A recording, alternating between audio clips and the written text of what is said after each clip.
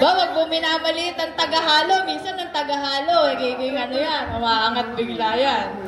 May ba na hinahalunan minsan?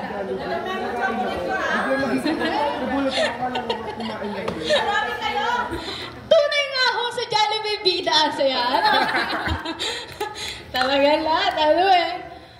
Pero ngayon po umagang ito, mapagpalang umaga po muli sa bawat isa. Ayan, sino po na-bless sa ating pag-awit kanina? Ang simple lang, kumbaga kung babasahin po natin yung inawit kanina, ang simple lang unawain, magtitiwala sa Lord, kahit anumang sitwasyon, napaka-simpleng basahin, napaka-daling sabihin, pero pag nandun ka na sa gagawin, parang teka lang muna. Ayan, masaya po ako na muli tayong nagsama-sama upang purihin at bigyan ng pasasalamat ang ating Diyos. Ayan, salamat din po sa naging sharing ni Darwin. Ayan. Actually, nung isang gabi ko siya nakita eh. Pag uwi namin galing interview, nakasalubong ko siya. Tapos nagulat ako, sabi niya kasi sumumpong na naman daw yung sakit niya. Sabi ko, anong sakit? Kala ko physically. Kasi nalimutan ko na meron siyang ganun. Pero yun, salamat sa Lord kasi napagtagumpayan ulit, di ba? Kung napagtagumpayan niya ni Darwin before sa tulong ng mga psychiatrist sa mga tao sa paligid niya, ngayon mas mapapagtagumpayan niya kasi hindi na lang basta psychiatrist yung kasama niya. Yung Diyos na nakakaalam mo ng lahat ng bagay yung kasama niya, di ba? So, salamat po sa buhay ng mga nag-share kanina kung ano yung ginawa ng ating Panginoon sa kanilang buhay. Napakasarap talagang umawit para sa ating Panginoon. Ang sarap pong simulan yung first week ng May nang punong-puno ng pasasalamat at pagtitiwala sa Diyos na nananatiling tapat sa buhay ng bawat isa. Amen po ba? Amen. Sino ditong naniniwala na ang Diyos tapat noon hanggang ngayon? Amen! Diba? Kung hindi siya tapat, wala na tayo dito. Hindi na tayo magkakasama. Amen? Kamusta naman po kayo? Maganda mo rin. Ayan, dapat ang confidence ng anak ng Diyos eh. Maganda. Gwapo pa rin. Kahit pagising mo ng umaga, kung ano itsura mo, dapat ang ganda ko, ang gwapo ko. Grabe yung glory ng Lord, di ba? Kamusta naman po yung pakiramdam nyo ngayong panahon na sobrang init? Sa sobrang init, hindi na lang basta yung pakiramdam yung madaling mag-init. Pati ulo, kasama na, di ba? Ano? Kasamang kumukulo ang ulo. Yung kumukulo ang tugo pala. Kapag ano, di ba? Pati ulo, madaling uminit. Pero dahil sabi ng Lord, maging mahinahon kayo sa lahat ng pagkakataon. Kahit sobrang lagkit sa pakiramdam, huwag kang sasabog. Amen? Kahit yung nasa paligid mo, parang nagsasabay-sabay sila ng pinapainit yung ulo mo, huwag kang sasabog. Kasi kapag sumabog ka, talo ka. Amen? Kapag sumabog ka, ikaw yung talo. Sabi nga, may nag-share, kapag ikaw yung katawa-tawa. Kapag ikaw yung sumabog dun sa mga nasa paligid mo, parang ginugulo ka. Ikaw yung katawa-tawa. Diba? So, kailangan maging mahinahon tayo. Tayo po ay mag-ingat. Huwag palaging uminom ng tubig. Stay hydrated. Diba? Palaging uminom ng tubig. At syempre, huwag kalimutang maligo. Tama yun! Yan ang pinaka-dapat nating tinatandaan. Uy, naliligo ako. Pakainit na nga ng panahon. Tamad na tamad pa tayong maligo. Di naman ako pinagpapawisan na sa loob na imposible hindi pinagpapawisan. Umalis ka lang ng saglit sa harapan ng electric fan. Yung ano mo, basahan yung sa ulo mo. Yung ano. Ako po yung tipong tao na hindi madaling pagpawisan. Pero ngayon, susot ako kasi pinagpapawisan ako ngayon. So, paano pa sa mga taong sobra pagpawisan, di ba? And ayun po, huwag natin kalimutan maligo. Ayan, araw-araw yan. Kung pwede nga doblehin, kahit katawan lang yung buhusan. Sa gabi ho, no, parang hindi ka na makakatulog pag parang ang lagkit-lagkit ng pakiramdam. So, maging maingat po tayo palagi. Dahil sa panahon ngayon, madali na magkasakit. Diba? Sobrang dali nang magkasakit sa panahon ngayon sa sobrang init. Pangalagaan po natin ang ating sarili. And, ayun po, buhay na po ba ang ating mga diwa? Yes! Yo! Yes! Buhay na po. Mukhang buhay na naman na ang diwa ng bawat isa. Inaanyayahan ko po kayong yumuko. At tayo panandali ang manalangin. Panginoon, purihin ka, dakilain at luwalhatiin. Maraming salamat po, Panginoon, sa iyong mayamang presensya ngayong oras na to, sa iyong habag, Panginoon, sa iyong pagsama sa amin ngayong umagang ito. Maraming salamat, Lord, for your presence. Holy Spirit, patuloy ka naman natili, kumilos at magtagumpay, hindi lamang po sa aming mga ginagawa, maging sa buhay ng bawat isa, Lord. Ang tangi lamang po naming hiling ngayong umagang ito ay pakabuksan niyo po ang aming puso't isipan at patuloy na pagkalooban ng pusong nagpapakumbaba na tanggapin ang iyong mensahe ngayong umagang ito. Ikaw po siyang magpaunawa sa amin. Yung mga bagay, Panginoon, na aming maririnig, ito ay aming tanggapin na parang sa amin mo ito sinasabi. Lord, gamitin niyo lamang po ako bilang daluyan ng iyong salita ngayong umagang ito. Ikaw pa rin po, Panginoon, ang siyang mapapurihan, madakila at marinig, Panginoon, ng bawat isa. Maraming salamat po. In Jesus' name, Amen. Ayan, nagliligalig po si Berlita. Ganyan po siya, gusto niya pong pinapansin siya. Pero sino pong nakakatanda ng message last week? O, isa lang. Ayan, ang message po last week ay may title po na Jesus Calm the Storm. Pinakalma, pinatigil, pinahinto, pinatahimik ng Diyos yung bagyo. Diba po? And again, may 3 reason po na binanggit kung bakit hindi dapat tayo mabahala kapag tayo dumadaan or nakakaranas ng bagyo sa ating buhay. Ano po yung una? Sabi doon, it will stop. Titigil din yan.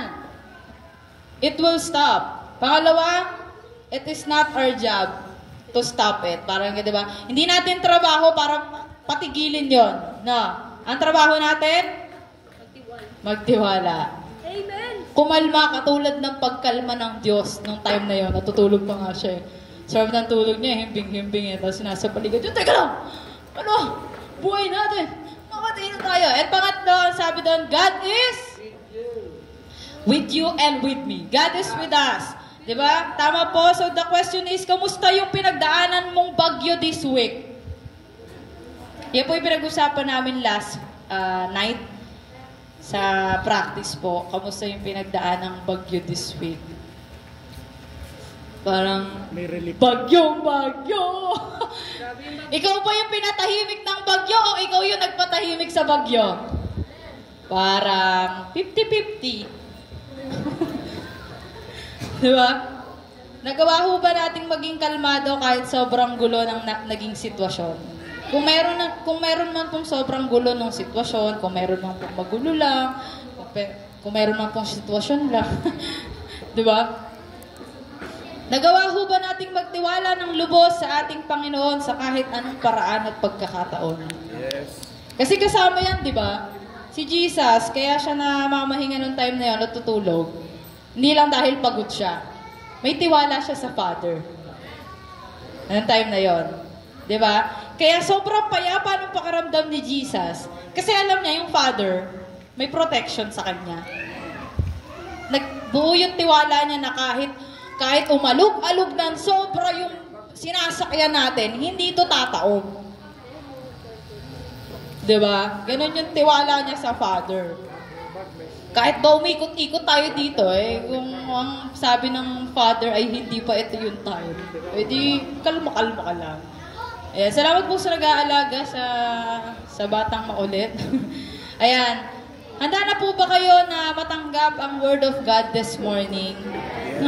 Ito pa lang pala yun, no? Ano lang po yun recap lang po yun from last week. And ang topic po natin this morning is very, very simple.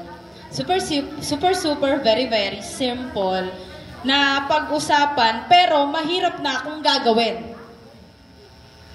Very simple kung pag-usapan at sabihin, pero pag gagawin na, medyo nag-50-50 na tayo.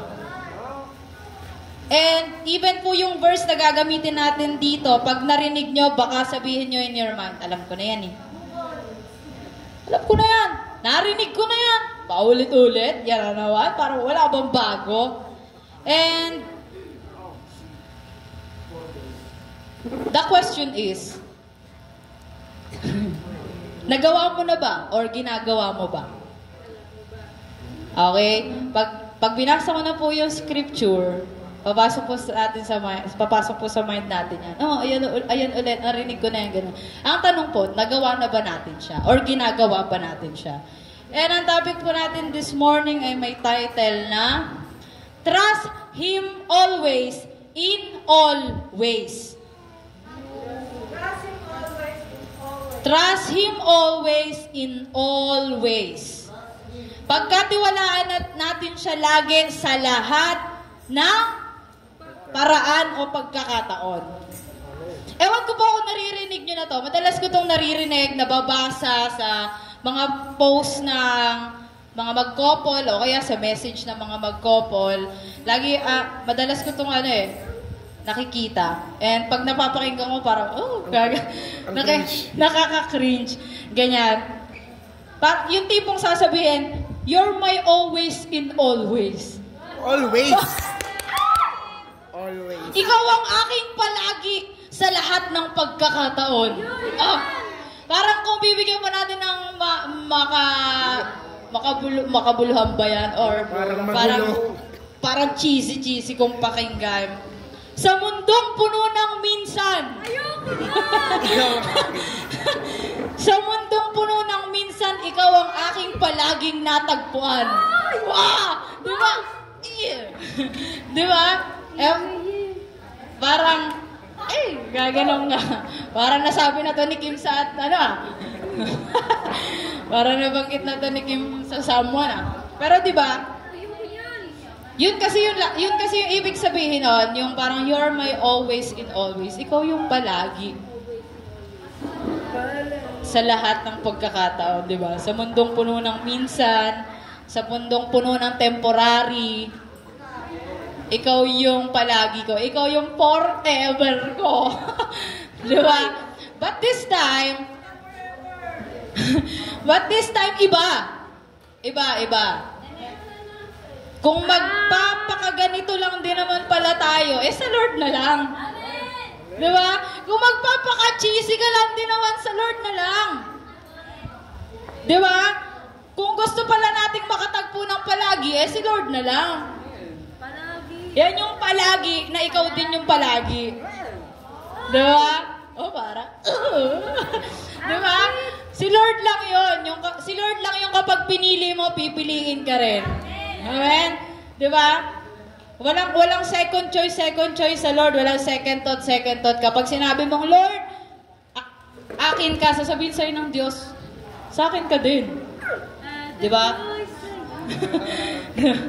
Di ba? At ako'y sa'yo at ika'y sa akin. Di ba? So, sinasabi ko sa inyo, kapag si Lord ang palagi natin, matik, panalo tayo in all aspects. Yung hinahangad natin na ibang bagay, kapag si Lord yung inuna natin at ginawa nating palagi, magpa-follow na lang yun. Diba? Kaya, trust Him always in all ways. So, medyo nakukuha nyo naman po yung So, move on po tayo. Ang scripture po natin this morning ay bagong-bago. Literal po, pag napakinggan nyo, mapapa-memory, kayo? Proverbs 3? 5-6. Pero dito po, ang binasa ko lang po muna ay verse 5.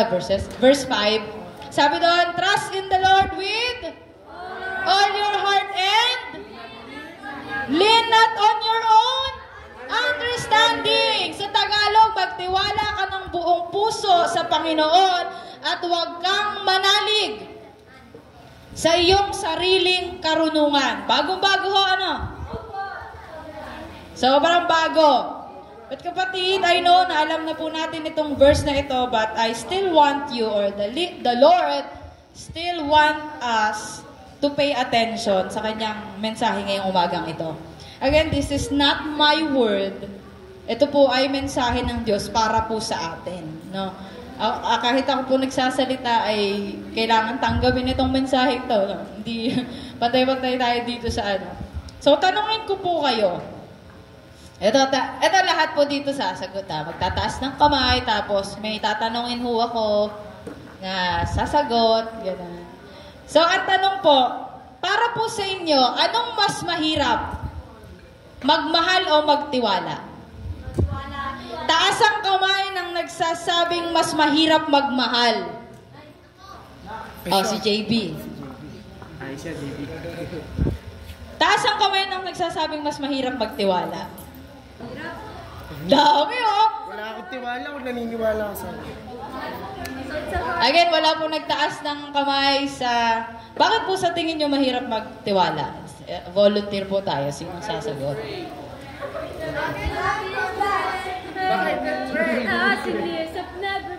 Sagot! Sino? Si Kuya Mac, bakit mahirap magtiwala? Kasi... Oh, active tayo ngayon! Kasi naman, pagtitiwala eh! Lahat to pinagdadaanan eh. Abo. Mahirap kasing magtiwala, unang-una, sa tao. No? Okay. Yung pinagsamahan nyo ay, halimbawa, ay ganun pa rin kayo hanggang in the end, tapos pagdating sa pera, yung para bagang nagbago na yung... Hindi, eto reality. Pagdating sa pera, nung sa singilan na, iba na yung naging tingin sa'yo. Hindi ko na lang babanggitin kung sino siya. Oh, meron. No? Meron pala. Pero wala dito yun. Wala. Hindi, mahirap magtiwala talaga. Pinsan, kamag-anak, tropa. Pero, hindi, syempre, yun, pinarating ko lang kasi based on experience sa aking buhay. No? So yun, mahirap kay Kuya Mac magtiwala. Kasi naranasan niya na yung may nangutang sa kanya, tapos sasabihin, babayaran ng gantong araw, pero hindi naman binayaran. Ganon. Okay, sino naman po, bakit sa tingin nyo mas mahirap magtiwala? Volunteer po, kung sinong kung sinong gusto sa mic, pasa-pasa na lang po tayo sa mic. Si Jarin. Ayan, mahirap po magtiwala. Bakit? Sobrang taas ng trust issue ko. Sobra. Kahit love ko yung tao, hindi ako basta nagtitiwala. Ganon. Mahirap magtiwala kasi, malaki, siguro, sa 10 tao, siyam yung mahirap talaga pagkatiwalaan kasi mas malaki yung pagkakataon na pwede kang ilaglag niyan kaysa sa, protektahan ka niyan. Okay, last po. Sa side naman dito. Ayan, Mami.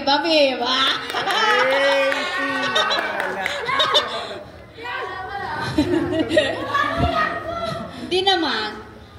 Mahirap magtiwala kasi ang unang-unang nawawala is friendship. Yung halaga ng pagiging pagkaibigan mo. Yung binuhos mong lahat.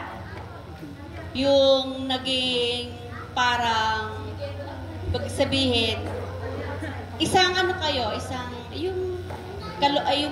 isang plato. Pero pala, pag nawala yung tiwala, kusa kang lalayo. Kusang mawawala talaga yung... Ngayon na naranasan ko, alam niyong lumapamano sa akin takot. Takot akong makipagkaibigan na sa hindi ko kilala. Kasi talagang yung trust nawala talaga. Kasi kahit kaibigan mo, kung ikaw ay tatraidorin, ilalaglag ka, dun nawala yung tiwala. Ang hirap mawala ng tiwala. Nakakakaba, nakakalumpo, walang gana, at higit sa lahat, nakakapanghina. Kasi yung ibinigay mo sa kanila, pinawalang bahala nila. Ayan. Salamat po. Is such a love. Ayun. So, salamat po sa mga sumagot. Salamat po sa inyong insights. Pero may isa lang po akong pinaniniwalaan. Na lahat tayo na nagmahal at nagtiwala, nasaktan na. Amen? Lahat tayo ay nasaktan na nang dahil sa pagmamahal na meron tayo at pagtitiwala na meron tayo. Pero actually po, kung ako yung tatanungin, kung alin ang mas mahirap, magmahal ba o magtiwala? For me po, mahirap siya parehas. Parehas po siyang mahirap. Kasi di ba po, hindi natin masasabing tunay nating mahal ang isang tao kung hindi natin siya pinagkakatiwalaan. Agree po ba kayo sa ganun? Di ba? Hindi natin masasabing tunay nating minamahal o tunay nating mahal ang isang tao kung hindi natin siya pinagkakatiwalaan. And ganun din naman po, hindi natin pwedeng sabihin na lubos nating pinagkakatiwalaan yung isang tao kung hindi natin siya mahal. Amen?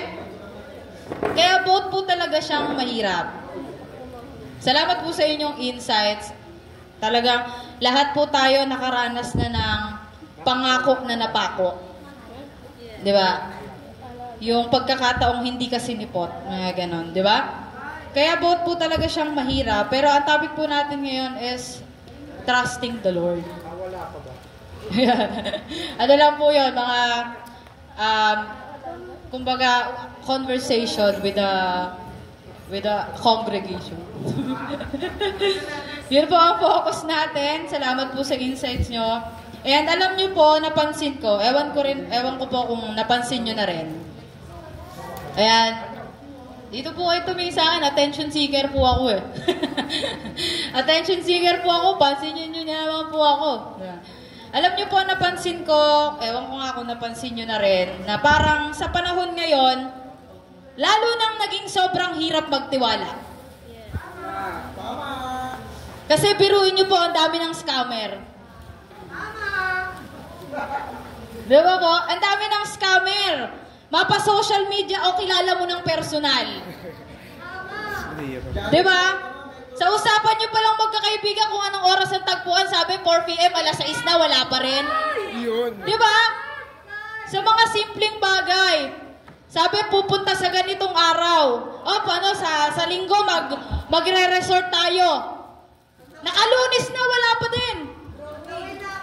Yung drawing, meron nga ako nakikita sa social media ngayon. Ano yan? Ano yan? Resort ng puro plano. Kasi naiiwan na lang siya sa plano. Hindi na siya nagagawa na, drawing na lang siya.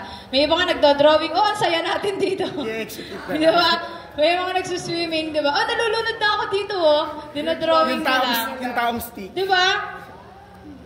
Sino po dito yung nakaka-receive ng message? You win 10,000 pesos. Click the link to claim the prize. 100,000! Di ba?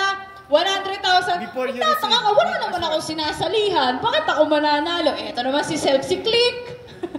Ma-check nga, baka baka answer to ng Lord sa prayer ko eh. Maka-click, ayun, nadali ang account. Nadali ang account. Sinabi na nga ni, na-scam na nga ni, click pa nga ni. Di ba? Ang dali nating mahulog sa patibong ng kaaway. Lalo na kapag sobrang nangangailangan tayo. Number 1 dyan, pera. Sobrang dali. Linlangin. Mapabata o matanda pag pinainan mo ng pera. Di ba? Si Amber nga po, ang daling ang daling scam pag may pagkain eh. Di ba? Di ba? Meron pa yung nagsasabing kamag-anak daw natin na nakigamit ng cellphone ng iba kasi walang load o nalobat, sendan daw sila ng ganitong halaga. Nasa ospital yung kapatid mo, padala mo ko ng ganito, teka lang, wala akong kapatid. Di ba? Hindi po lahat ng nare-receive nating message ay galing sa mga mahal natin sa buhay. No. Kaya wag po tayong basta nagpapadala. Dalawa po ibig sabihin nun. Huwag ka basta nagpapadala ng pera. Huwag ka rin basta nagpapadala or ano yan? Tawag doon? Yun. Nalimon. Magpapadala po. Yun. Even po sa mga taong nakakausap natin, hindi lahat ng nagko-compliment sa'yo ay tunay na kino-compliment ka. Tama. Pero magpasalamat ka ho, kasi kahit pa paano nga kino-compliment ka eh, no? May iba ho na kino-compliment mo na. Parang, ano pa siya, no? Sinabihan ko ng maganda, gusto mo pa, may ganito. Hindi porket kapuyatan mo na every night sa pakikipag-usap siya na. Ay, ganun ba yun? Di ba hindi porket nasabihan ka na lang, I love you. Di ba? Akala ko yun na yung sign. Kasi di pa sinasabi ng Diyos na siya na, hindi pa. No? Pero di ba po, sa panahon natin ngayon, parang lahat scam na. Parang lahat kalokohan na lang. Parang lahat hindi na tunay, hindi na genuine. And kaya tayo or kaya hirap ang tao na magtiwala kasi grabe na yung naranasan. Lahat tayo may past experiences. Kaya tayo nahihirapang magtiwala ngayon. 'Di ba? Kahit no mga bata po tayo. Pag umalis yung mga magulang natin, sabihin natin, pasalubungan niyo naman po ako ng ice cream. Sasabihin nila, oo. Pag uwi, walang dalang ice cream, masakit po sa pakiramdam, di ba? Wala nang tiwala sa magulang. Di ba? Wala nang tiwala sa magulang. Wala ka nang tiwala sa magulang mo na papasalubungan ka pa niya ng ice cream. Tapos sasabihin may ice cream sa rep, tignan mo, isda ang laman. Tilapia ho ang laman.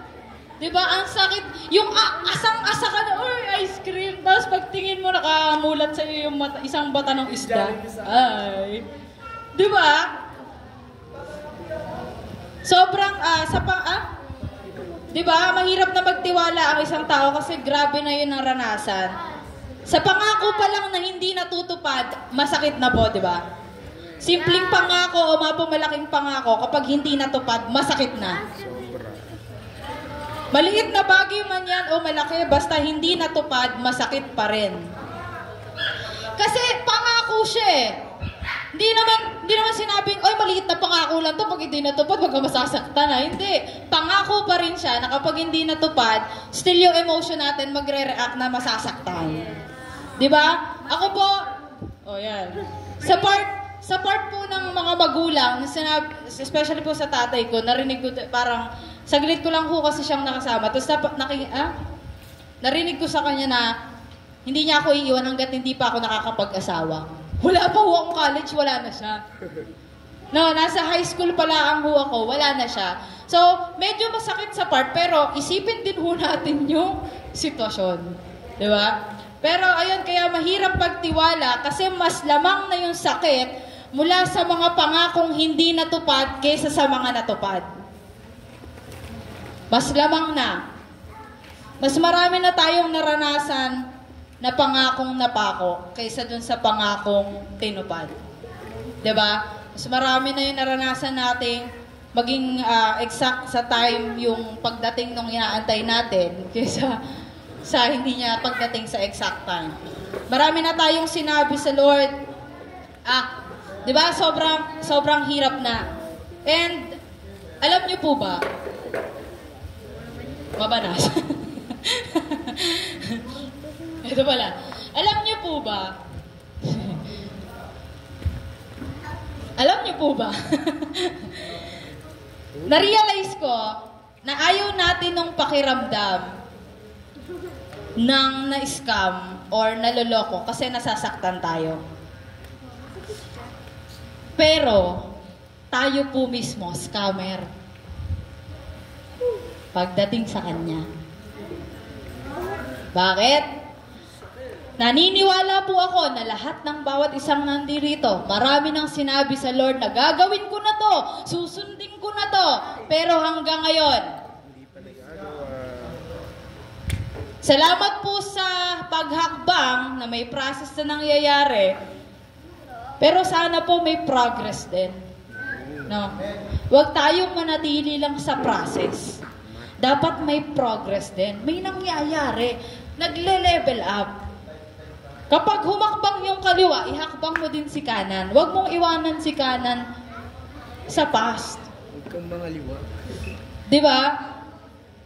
Ayaw natin ng pakiramdam na nasasaktan tayo sa mga pangakong napapako, pero ginagawa natin siya sa Diyos. Gaano po siya kasakit? Yung taong nagbigay buhay, naglaan ng buhay, nag-alay ng buhay para sa atin. Ini-scam natin. Diba? But the Lord is so good na kahit ini-scam natin siya, nananatili siyang tapat sa buhay ng bawat isa. And huwag po natin yung gawing, okay lang naman pala eh. No, it's not. Hindi siya okay. Kung ikaw kapag nasaktan ka lang ng may liit na bagay, ano ka na, self-pity ka na, aping-api ka na, ano ba sa Lord? Nahari na. ng hari ng hari ng mga hari. Di ba? Marami na tayong sinabi sa Lord na gagawin natin, pero hanggang ngayon, sad to say, hindi pa rin natin siya nagagawa. And alam niyo po kung anong mas nakakalungkot? Ang mas nakakalungkot, yung ugali natin na hirap pagtiwala sa tao na dadala natin pagdating sa Diyos. Nagagawa natin pagdating sa Diyos. Nakakalungkot po kasi kahit sa Diyos na tapat palagi, tumutupad sa kanyang mga pangako, walang ibang ginawa sa buhay natin kundi mabuti. Nagbigay ng buhay, nagpakapako sa krus, damay sa mga hirap natin pagkatiwalaan. Amen?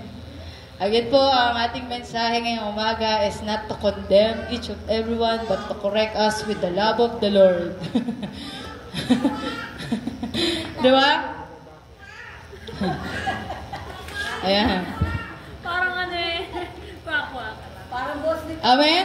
Di ba? Kahit pagdating sa Lord, parang kung paano tayo hirap magtiwala sa mga taong nakasakit sa atin, parang ganun din tayo sa Kanya.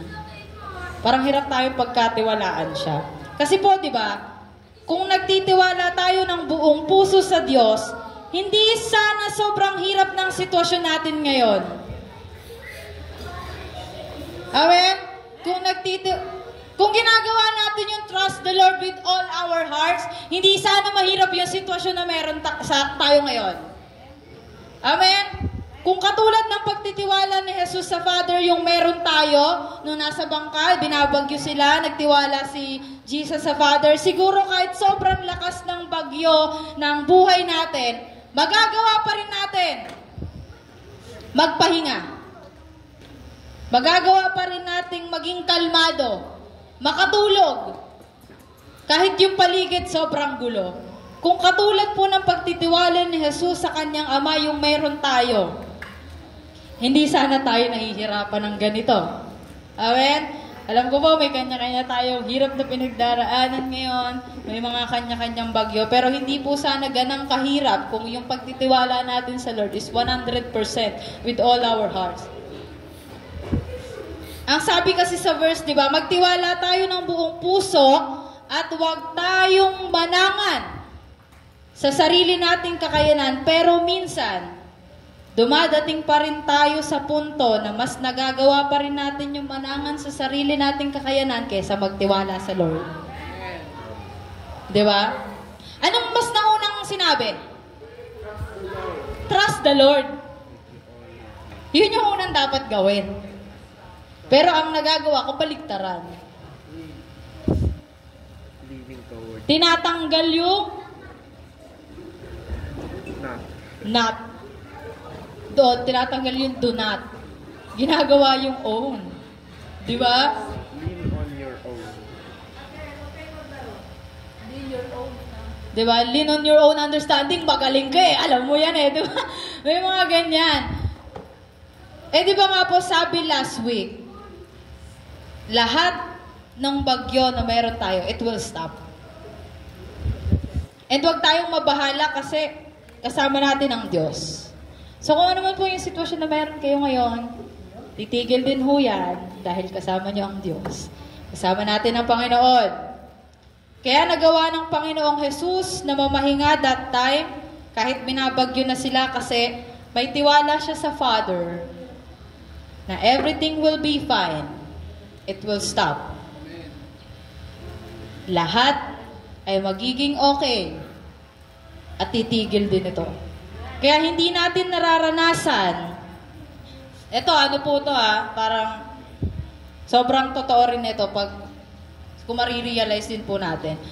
Kaya hindi natin nararanasan yung tunay na kapahingahan kahit nasa presensya na tayo ng Lord. Kasi ang totoo, hindi naman talaga tayo nagre-rest. Nasa presence lang tayo ng Lord.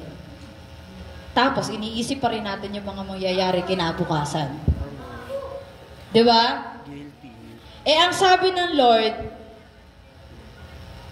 Rest. Pag sinabing rest, wala kang iisipin na kahit ano, mag-e-enjoy ka lang sa presence ng Lord.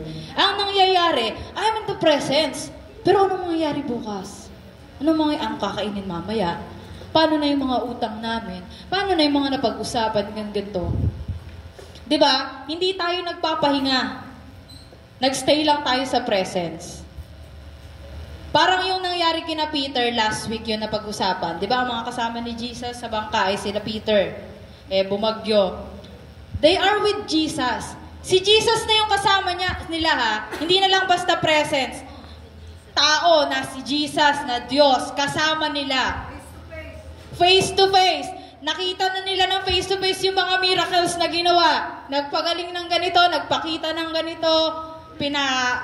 Pinagaling yung pilay, di ba? May mga binuhay. Pero, nung binagyo, ang naging focus, hindi si Jesus. Yung bagyo.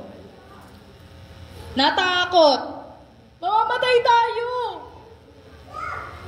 Di ba? Imbis na kay Jesus mag-focus, imbis na nakapagpahinga din katulad ni Jesus, kung paano natutulog man si Jesus sa bangka habang umaalon-alon, napagod pa. Mas lalo pang napagod. Di ba mas nakakapagod pag pinipilit nating tapusin yung mga bagay na sinabi naman ng Lord na, wag muna, wag na. Ako na bahala dyan. Trusting the Lord is believing that God is able. Ang pagtitiwala sa Diyos ay paniniwala na kaya ng Diyos. Trusting the Lord is believing that God is able to fix your situation, whatever it is. Amen. Diba? Financial man yan. Relationship man yan. Relationship mo with the Lord man yan. Diba? Problem sa pamilya. Lahat ng uri, kaya niyang ayusin yan. Kung iaalaw natin siyang ayusin yun, no? So, how can we trust the Lord? Tatlong bagay po. Eto, pakatandaan niyo ho ito. Tatlong bagay kung paano natin pagkakatiwalaan ng Diyos o ano yung dapat nating pagkatiwalaan sa Diyos o bakit natin siya pagkakatiwalaan. Una, trust His voice. Or yung pagkatiwalaan natin ang kanyang tinig. Trust His voice. I believe marami tayong naririnig sa ingay na meron ng paligid natin. Ang dami, di ba? Hindi lang yung basta bulong na mga, hindi lang yung basta ingay na meron tayo. Even yung iniisip natin. Na sobrang dami stressful things, mga anxiety. Yan yung naririnig, di ba? Sobrang dami nating naririnig sa ingay na paligid na meron tayo, pero isa lang ang sure ako kung bakit kailangan nating pagkatiwalaan yung tinig ng Diyos. Yung tinig niya is firm sa sinasabi. Ang tagal ng firm po. Ano po Tagalog ng firm? Ayun. May paninindigan, matatag, ayan. Diba? Yung tinig ng Diyos, sure, yung sinasabi. Firm, hindi nag-iiba, hindi nagbabago, walang nakakabali. Yon. Salamat po sa tulong niyo, mga kapatid. Diba? Yung tipong kapag narinig mo, hindi ka na magdadalawang isip. Ay, baka iba yung naririnig ko, nagtatatlong isip ako eh. Diba? Yung tipong kapag sinabi niyang, I will never leave you nor forsake you. Trust Him. Maniwala ka. Kapag sinabi niyang, do not fear, for I am with you. Believe it, kapatid. With kasamang ano yan, panggigigil.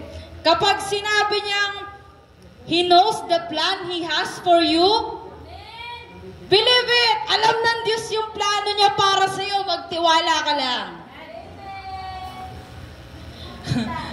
Kapag sinabi niyang ipagtatanggol kita, kapatid, paniwalaan mo yan. Amen. The vengeance is mine, sabi ng Lord. Hindi mo kailangan patulan lagi yung mga taong sumusubok sa'yo. In Jesus name. Di ba? Kapag sinabi niyang siya ang bahala, magtiwala ka. Kapag siya ang tumawag, siya ang bahala. Kapag sinabi niyang sapat ako sa buhay mo, magtiwala ka. Yung ginawa niya kapag sinabi niyang sapat yan para sa buhay mo, sa pangangailangan mo, ano man yung mga kagustuhan mo, pagkatiwalaan natin ang Lord. Kapag sinabi niyang kung paanong hindi ko iniwan at pinabayaan sila Abraham, Moises, Noah, Peter, Matthew, kung sino pa man sila Paul, kung paanong hindi ko sila iniwan, hindi rin kita iiwan. Kasi yung Diyos na hindi nang iwan kala Abraham na tumupad ng pangako sa kanila, same ng Diyos na meron tayo ngayon. Kung sino siya noon, hanggang ngayon, same. At magpakailanman. Di ba? So the question is, magtitiwala ka ba sa Diyos kapag sinabi niya lahat ng bagay na to sa'yo? Lahat tong kanina, nung binanggit ko, di ba, may mga verse yun pero hindi ko na po nilagay. Kapag ba sinabi sa'yo ng Lord lahat ng bagay na ito, magtitiwala ka ba? Ito po ang real question. Alam po ba natin at kilala po ba natin ang tinig ng ating Panginoon? My sheep listen to my voice. Ang aking mga tupa, kilala at sumusunod sa tinig ko. Nagpapabukas po ng candy. Pasensya na po kayo, ganito talaga pag live. Ayan. Okay. Kilala po ba natin ang tinig ng ating Panginoon? Kasi sabi kanina, marami tayong pwedeng marinig. Payo pa lang ng kaibigan mo, okay lang yan. Kung ano-ano dyan. Diba? Marami tayong pwedeng marinig. Pero kilala ba natin ang tinig ng ating pastol? And napag-usapan na rin po natin ito before na hindi natin masasabing kilala natin ang tinig ng Diyos kung hindi tayo nagbabasa o kung hindi natin kilala ang Biblia. Amen? Kasi sinabi po yun, di ba? The Lord speak through His Word. Nagsasalita ang Diyos sa pamamagitan ng kanyang salita, ng Biblia. So, kapatid, kilala po ba natin ang tinig ng Diyos? Hindi po natin makikilala o madidistinguish yung tinig ng Diyos, yung tunay na tinig ng Diyos, kung hindi natin kilala ang Biblia. Kasi yung Biblia, kilala tayo. Naniniwala po ba kayo na kilala kayo ng Biblia? Kapag binasa nyo, relate na relate, no? Parang ikaw yung kinakausap. Diba? Pero tayo hindi natin kilala ang Biblia. Diba? Kasi kapatid, hindi lang siya basta, di ba pag-uusapan natin ng prayer is a conversation with the Lord. Tunay po yun. Pero nagre-reveal ang Lord sa pamamagitan ng salita. Hindi mo pwedeng sabihin, ay nakita ko, ganito yung sinabi, ganito, ganyan. Pero wala tayong alam sa Biblia. Ayan. Ayan, kung meron po kayong Biblia, pakibuksan po sa John chapter 10, verse 27 to 28. Meron po kayong Bible. Ayun, kung kilala niyo po ang Biblia, meron po kayo niyan. John chapter 10, verse 27 to 28. Kung bakit kailangan alam natin o kilala natin ang tinig ng Diyos, ang salita ng Lord. 27, 28. Ang pong sabi? Nakikinig sa akin ang aking mga tupa. Kilala ko sila at sumusunod sila sa akin. Binibigyan ko sila ng buhay na walang hanggan at kailanman ay hindi sila mapapahamak. Walang makakaagaw sa kanila sa aking kamay. Kung kilala natin ang tinig ng Diyos, kapatid, hindi ka maaagaw ng enemy. Amen. Hindi ka malilin lang ng enemy. Okay lang yan, ganito gawin mo, ganito ganyan, ganito ganyan. Hindi tayo malilin lang ng enemy. Kasi, bakit? Kilala natin ang tinig ng Diyos. Di ba? kung nakakakita po kayo ng mga tupa, hindi sila basta-basta sumusunod sa kung sino. Sumusunod sila doon sa sarili nilang pastol, doon sa kilala nilang amo nila. Kahit bugawin mo sila na bugaw, punta kayo doon, hindi sila susunod sa'yo. Kasi hindi naman ikaw yung pastol nila. Kilala nila yung tinig ng Diyos. Again, kapatid, ang Lord nakikipag-usap sa pamamagitan ng salita, ng Biblia. So, kung may problema ka, dati hindi ko marinig yung tinig ng Diyos, check yourself if you're reading the Word. Imposibleng hindi natin maririnig ang tinig ng Diyos kung nagbabasa tayo nito. No? Diba? Meron naman po yung mga nakikinig ng mga message, lalo pag mga doctrine yung mga sinasabi, talagang yung power ng yung power ng Word mag-speak sa'yo. Yung tipong hindi ka naman kilala na nagsasalita pero parang ikaw yung kinakausap. Diba may mga ganon? Pero yung itinuturo kasi nila galing dito. Hindi natin mauunawaan yung sinasabi ng nagsasalita sa unahan kung wala tayong nalalaman dito. Diba sabi, wala tayong kayang gawin kung wala ang tulong ng Holy Spirit. Kahit po sa pagde-devotion, kapag nakalimutan natin gawin yung dapat gawin, yung mag-pray tayo, worship ang Lord, i-ask ang Holy Spirit to guide us reading the Word, walang natatanggap. Di ba pag yung basta-bastang devotion, teka lang, wala akong maunawaan sa binabasa ko. Kahit pa ulit na natin siyang binasa. Pero dahil nakalimutan natin si Holy Spirit na i-acknowledge, wala tayong matatanggap. So para ang dating pa, Lord, ayaw mo magsalita sa akin ha. The Lord wants to speak sa atin palagi. Tayo lang yung hindi marunong mag-acknowledge sa Kanya. So, kaya po importante na pinaglalaanan po natin ang oras, ang pagbabasa, pag-aaral ng Biblia for us to discover ba? Hindi. For us na ma-distinguish o makilala ng lubos yung tinig ng Diyos. Yung tunay na tinig ng Diyos. Ang tinig po ng Diyos, hindi yan... hindi yan. Parang, di ba? May kanya-kanya pong ang Lord.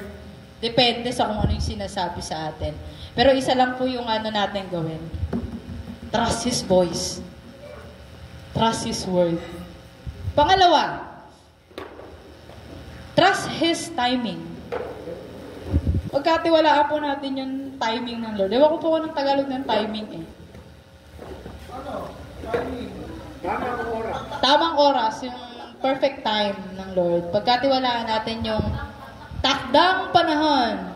Tamang panahon ay magkikita rin tayo. Diba? Sa takdang panahon si Lola ni Dora ba yun? Sa tamang panahon.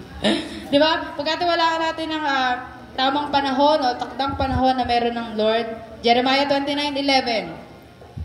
For I know the plans I have for you. Alam niya na yung plano para sa atin. Ang kailangan na lang natin is pagkatiwalaan siya kung kailan niya gagawin yung mga planong yun sa buhay natin. Amen? Huwag tayong atat. Gusto natin lagi madalian. Instant, kumbaga instant noodles nga, instant na eh, yung pa ng Lord. Diba? Huwag tayong atat sa kung ano yung plano ng Lord para sa buhay natin. Kasi minsan kaya tayo inaalaw ng Lord na mag-wait for us na makita yung ginagawa niya sa buhay. Hindi lang sa buhay natin maging sa buhay ng mga taong nasa paligid natin. Dinidisiplina din po tayo ng Lord. Hindi niya tayo yung basta-basta ini-spoiled. Oh, sige, gusto mo yan, bigay ko yan sa'yo. No. Kailangan nating matuto. Huwag tayong atat. Yung mga instant lagi. Kahit nga sa paghingi natin ng pera sa mga magulang natin, tinatimingan natin eh. Di ba? Timingan mong good mood, bibigyan ka na mas malaki doon sa hinihingi mo. Pero pag tinimingan mo, na talagang problemado at galit, imbes na magkaroon ka, lalo pa nawalan. Di ba? Huwag nating sasaktuhang mainit ang ulo. Kasi patay tayo. Imbis na magkaroon, lalong nawala. Pero naging bato pa. Di ba? Trust His timing. Kapag sinabi niyang ipag-pray mo muna, ipag-pray muna. Kapag sinabing trust His timing, katulad ng ginawa ni Abraham sa pagtitiwala niya sa pangako ng Lord, nabibigyan siya ng anak. Gaano katagal po nag-itay si Abraham na magkaanak? Sobrang tagal. 100 years old po si Abraham. Tapos si Sarah ay 90. Basta po gano'n. Kung pag-uusapan ho natin sa panahon ngayon may mangyayaring gano'n, 100 years old tsaka 90 years old nagkaanak. Di ba? Pero ginawa ni Abraham, pinagkatiwalaan niya yung timing ng Lord. Di ba, hindi lang basta anak yung ipinangako ng Lord sa kanya. Sabi, gagawin kitang ama ng kahit anumang henerasyon. Di ba? Ibibigay ko sa iyo yung ganito. Trust His timing. Katulad ng ginawa ni Jesus sa pagtitiwala sa Father about sa kung anong mangyayari. Di ba po, pagbaba niya dito sa lupa noon, pwede niya nang agad-agarin na gawin para tapos na. Kasi alam niya na yung mangyayari sa kanya, di ba? Alam niya, pahihirapan siya. Alam niya, tapusin na natin to. Pahirapan ako para makabalik na ako dyan. Maganda yung pwesto ko dyan eh. Pero pinagkatiwalaan niya yung timing ng Father. Na kailangan may proseso, may dapat gawin bago yung pinaka na dapat gawin. Kung sa timing ng mundo, parang napag-iiwanan ka na. Ay, late ka na sa pag-aaral, ilang taon ka na ngayon. Dapat nagtatrabaho ka na, di ba? Hindi ka na qualified sa work, huwag ka na maghanap. Di ba? Hindi ka na, yung edad mo, hindi na siya swak sa paglilingkod sa Lord. Oh? Di ba? May mga ganyan. Ibahin po natin ang timing ng Lord. Iba ang plano ng mundo sa plano ng Diyos para sa iyo. Alam niyo po, naranasan ko po itong trust His timing. Kasi po nitong mga nakaraang araw, ako po yung nag-struggle financial. So, nag-try po ako manghingi sa aking mga kapatid ng mga nakaraang araw. Pero wala rin po sila. Kasi nga ho, di ba, parang sobrang tagal walang pasok din nung nakaraang daming holiday. So, wala din silang pera. So, sabi ko, okay po, okay lang, hindi ganyan. Tapos, this morning po, naka-receive ho ako sa GCash.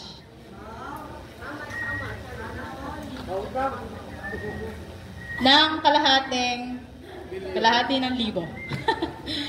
500 pesos from Dada. Nung nakaraan, nagagalit siya sa akin, wala ako pera, dami ko pang utang, ganyan. So sabi ko sa Lord, ikaw pong bahala sa akin kung anong mangyayari. Kasi wala po talaga, ang dami naging gastos sa school, ang dami naging project and so on. Yung syempre, pang sarili pang pangangailangan. So sabi ko sa Lord, ikaw na pong bahala. This morning, habang nag-aayos po ako ng sarili, nag-notify po sa akin, you receive 500 pesos from Mario. Tapos nag-chat sa akin si Dada, last na yan ha. Pero hindi ako naniniwala dun sa last na yon. Pero, pag pinagkatiwalaan natin yung timing ng Lord, magugulat na lang tayo na eto na pala yung hinihingi natin. Amen? Trust His timing. And, pangatlo po, mainit po talaga, trust His ways. Pagkatiwalaan natin yung pamamaraan na meron siya. O yung paraan niya, yung pamamaraan. Bakit? Sabi po sa Isaiah, sinabi ng Panginoon, ang pag-iisip ko ay hindi katulad ng pag-iisip niyo at ang pamamaraan ko ay hindi katulad ng pamamaraan ninyo. His ways are higher than our ways and His thoughts are greater than our thoughts. Kung bakit kailangan natin pagkatiwalaan yung ways niya. Kasi yun na yun eh. Yun na yun. Pagkatiwalaan natin yung pamamaraan ng Diyos, hindi yung sa atin. Hindi naman sinabi doon, trust your instinct. Trust your ways. Kung ang way ng Lord, tanggalin lahat ng bagay o tao na nasa paligid mo para lang makapaglingkod ka na ng lubos sa Kanya. Pagkatiwalaan po natin yon. Amen? Ako ba, di ba, naikukwento ko sa inyo, yung part na bago-bago pa lang po ako sa paglilingkod. 2 weeks pa lang ako nagsisimba. Si tatay, ang aking pong ama ay nawala na. So, parang na-realize ko lang nung nasa process na ako ng paglilingkod sa Lord. Okay. One of His way pala para sumunod ako sa Kanya is tanggalin yung isa sa pinakamahalaga sa buhay ko. Kasi po, kung hindi niya yung tinanggal, wala ho ako dito sa harapan ninyo. Nandun ho ako sa labas, nagliliwali, YOLO. Di ba? Tropa peeps, bikers. Di ba? May sariling mundo. Kung ang way po ng Lord is tanggalin lahat, pagkatiwalaan po natin. Amen? His ways are higher than our ways, and His thoughts are greater than our thoughts. And to remind us lang, kapatid, hindi ito para parusahan ka, tigas ng mukha mo, tanggalin ko na. Di ba sa mga magulang, kapag sobrang tigas ng ulo natin, tinatanggalan tayo ng mga bagay na kung anong meron tayo. Kasi parusa yon. Pero sa Lord, hindi siya parusa.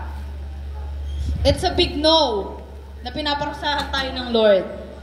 Ginagawa at inaalam ng Diyos na mangyari sa atin lahat ng yon para makita natin, ito pala yung plano niya. Ito pala yung gusto niya para sa akin. Just like what happened to Job. Inalaw po ng Lord si enemy. Natanggalin lahat kay Job yung lahat, di ba? Una, ari-arian. Di ba, maraming Job, di ba? Ari-arian. Mga anak. Asawa, kasali. Though hindi naman totally tinanggal, pero siya ng asawa niya. So, saan baka pa rin Diyos sa Diyos mo? Lahat na tinanggal sa atin. Even the physical body, inatake. Bakit? Ano naging sakit ni Job? Ketong. Sa panahon na yon, walang gamot ang ketong. Nilalayuan, pinandidirihan. Di ba? Buluto nga lang po sa atin, nilalayuan na ketong pa kaya. Di ba? Grabe yung Even the physical body nadamay. Pero what happened after niyang manatili sa pagtitiwala? Nabaliwala ba? Nabaliwala po ba yung pagtitiwala niya sa Diyos? No! Mas gumanda pa nga ang kinalabasan. Bakit? Na-triple lahat. Hindi lang basta na doble. Higit pa sa inaasahan ni Job. Kaya mga awitin po natin kanina. 'Di ba? Sapat na at higit pa. Biyaya mo'y sagana at umaapaw. Pagkatiwalaan ho natin, ang biyaya ng Diyos ay sagana at umaapaw. Hindi lang sa times na gusto natin, but sa araw-araw ng buhay natin, pagkatiwalaan mo natin ang Diyos. Kaya po importante sa atin na tunay na magtiwala sa Kanya sa lahat ng paraan at pagkakataon. Trust Him always, in all ways. Kasi His ways will never harm us. Ang pamamaraan ng Diyos ay hindi para ipahamak tayo o saktan tayo.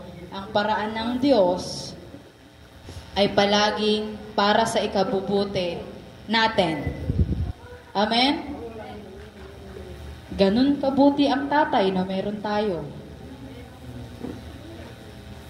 Hindi lang tayo basta nagpapahinga. Katulad ng ginawa ni Jesus nung, di ba, napag-usapan last week. Sabi doon, rest, because Jesus will calm the storm. Ngayon po, ang pakatandaan po natin, hindi lang tayo basta magpapahinga. Dapat, kaakibat ng pagpapahinga natin sa presensya niya is yung pagtitiwala natin sa Kanya. Sa lahat ng oras, kahit anong mangyari. Alam mo, sinabi kanina dun sa pangatlo nating kanta, kahit anumang panahon, mabigat man ang maging sitwasyon, ikaw lamang ang sandigan, Panginoong Jesus.